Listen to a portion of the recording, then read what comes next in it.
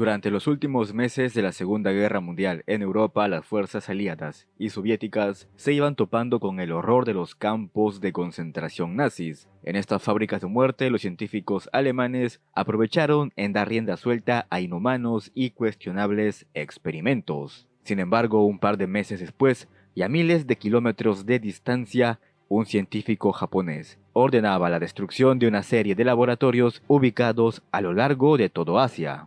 En dichos lugares, Ishii y sus científicos al mando realizaron innumerables experimentos en seres humanos, a una escala de sadismo y brutalidad que dejarían palideciendo a Mengele, Rascher, Schilling y demás científicos nazis. ¿Quién fue el doctor Shiro Ishii y qué tipos de experimentos tan cuestionables realizó? ¿Por qué Estados Unidos no lo llevó a juicio militar, así como se hizo con los científicos alemanes de las SS terminada la Segunda Guerra Mundial en Europa?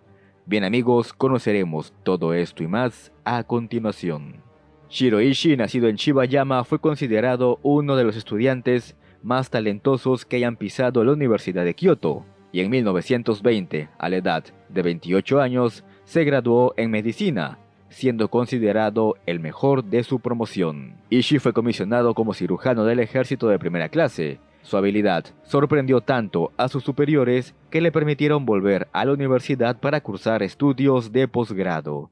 Aquí de nuevo sus maestros quedaron impresionados por la dedicación para la investigación, pero sobre todo la fascinación de Ishii para el criado y cultivo de peligrosas bacterias. 5 años después, Ishii volvería al ejército con el rango de jefe de cirujano de segunda clase. Estaba furioso, pues Japón había firmado en la Convención de Ginebra prohibir el uso y desarrollo de armas químicas y biológicas. Él pensaba que si algo era tan malo como para prohibirlo, entonces sin duda debía ser muy efectivo, y comenzó un esfuerzo prolongado para establecer un brazo militar dentro del ejército japonés cuyo objetivo sería el desarrollo de armas basadas en la biología. Ishii creía que las guerras modernas solamente se podían ganar mediante la ciencia y su capacidad para producir armas de destrucción masiva. Pero volviendo al tema, el Dr. Shiro Ishii pasó un tiempo en Europa y Estados Unidos, estudiando los efectos sobre el uso de armas químicas y bacteriológicas que se llevó a cabo durante la Primera Guerra Mundial. Quedaría bastante asombrado y sobre todo fascinado con la capacidad de destrucción en el enemigo que este armamento generaba. Ishii argumentó ante sus superiores la urgencia de elaborar un programa de desarrollo de este tipo de armamento. Se basó en que los costos de construcción, dotación y mantenimiento del armamento convencional eran demasiado elevados y que en comparación, usar bacterias sería mucho más barato. Sadao Araki, ministro de guerra japonés, y el general de infantería Tetsuzan Nagata ayudaron a Ishii a encontrar el financiamiento que tanto buscaba. Ya para 1932, ascendido a cirujano principal del ejército, fue enviado al suroeste de la Manchuria ocupada, y en este lejano lugar comenzarían las atroces investigaciones del Escuadrón 731 al mando del Dr. Ishii. Él y su equipo trabajaron en ensayos que combinaban los microbios causantes de algunas de las enfermedades más mortales y letales que habían asolado a la humanidad: la peste bubónica, el cólera, la fiebre tifoidea, la tuberculosis, la sífilis, la gonorrea, la disentería y la viruela, solamente por mencionar algunas. Entonces Ishii definió en 3 aspectos sus objetivos de investigación. Número 1. Infección intencional de enfermedades. Diversos prisioneros serían sometidos a la infección de letales patógenos. De esta manera, los científicos podrían evaluar en tiempo real sus efectos sobre el cuerpo humano. Un exmiembro del Escuadrón 731 describió el proceso. Tan pronto como se observaron los síntomas, sacaron a los prisioneros de sus celdas y los llevaron a la sala de disección. Los habían desnudado y los colocaron sobre una mesa. Gritando, trataban de defenderse. Estaban atados, todavía gritaban espantosamente. Uno de los médicos le metió una toalla en la boca y luego, con un rápido corte del bisturí, lo abrió. Sin anestesia, las víctimas emitieron gritos horribles cuando se hizo el primer corte, y poco tiempo después los gritos cesaron. Otro miembro cuenta, estaba trabajando con una víctima embarazada que se despertó de la anestesia. mientras yo la estaba viviseccionando. La mujer me dijo: «Está bien que acaben conmigo, pero por favor perdona la vida de mi hijo». Siendo honesto, amigos, es probable que más de una madre expresara como última voluntad el deseo de dejar vivir a su hijo. Ninguno lo hizo. Los investigadores querían toda la información. Pero el Dr. Ishii no solamente basó sus pruebas en sujetos individuales, también lanzó desde aviones diversos patógenos para infectar a las comunidades cercanas. Además, infectó las fuentes de agua y cosechas. Ishii quería comprobar la capacidad de supervivencia de sus bacterias y cuán rápido podían enfermar a poblaciones enteras. El segundo objetivo de Ishii, más que investigación, era el de entrenamiento. Permitió a sus médicos realizar vivisecciones en sujetos vivos para entrenarlos en el tratamiento de heridas de guerra, procedimientos demasiado espantosos para que yo pueda describirlos a detalle en este video. Pero creo que la película Los hombres detrás del sol hace un buen trabajo en retratar todo esto, así que si tienes un estómago muy fuerte te recomiendo que veas la película y se encuentra disponible en YouTube. El tercer objetivo de Ishii era comprobar el umbral del dolor humano. Las personas eran encerradas en cámaras de alta presión hasta que se les salían los ojos, o las ponían en centrífugas y las hacían girar hasta morir. También se dedicó a congelar y descongelar miembros para arrancarlos posteriormente. Asimismo, Ishii y su equipo sometieron a los sujetos de prueba a dosis letales de rayos X, los quemaron con lanzallamas, fueron expuestos a gases tóxicos como por ejemplo el gas mostaza, los deshidrataron hasta la muerte y les inyectaron sangre de animales, entre otras diversas crueldades.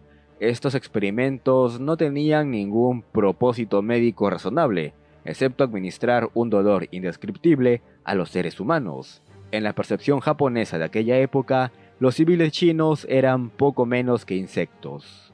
Ya para 1939, Ishii y su escuadrón operarían directamente con sus armas biológicas, en la batalla de Khalkhin Gol, que enfrentó al ejército rojo y al imperial japonés en las fronteras de Mongolia. Los japoneses arrojaron grandes cantidades de bacterias tifoideicas. Felizmente para los rusos, este tipo de germen de la fiebre tifoidea se volvió ineficaz casi inmediatamente después de caer sobre el agua. En 1940 los aviones japoneses arrojaron trigo, maíz, trapos y algodón infestados de peste bubónica sobre la aldea Ningbo en China. Más de 100 personas murieron a los pocos días de este ataque. Además, como efecto secundario de esto, el área de Ningbo permaneció aislada hasta la década de 1960.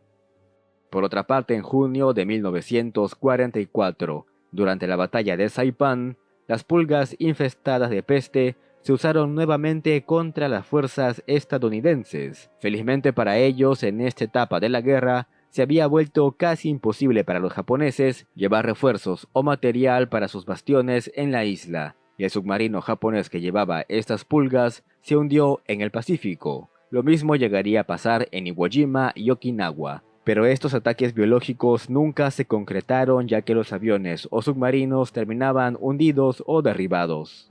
Aún así, Ishii tenía planeado realizar un ataque bacteriológico dentro de Estados Unidos continental. El plan implicaba el uso de 5 portaaviones submarinos I-400, cada uno con 3 hidroaviones Aichi M6A. Estos serían lanzados contra San Diego, Los Ángeles o San Francisco.